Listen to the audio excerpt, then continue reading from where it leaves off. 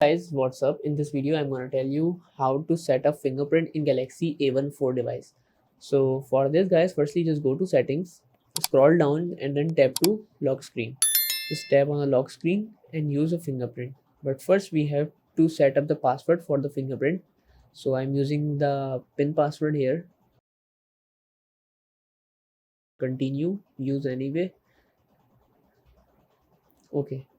Now we have to place our finger on the sensor. This is a fingerprint sensor, by the way. Power button. Just tap.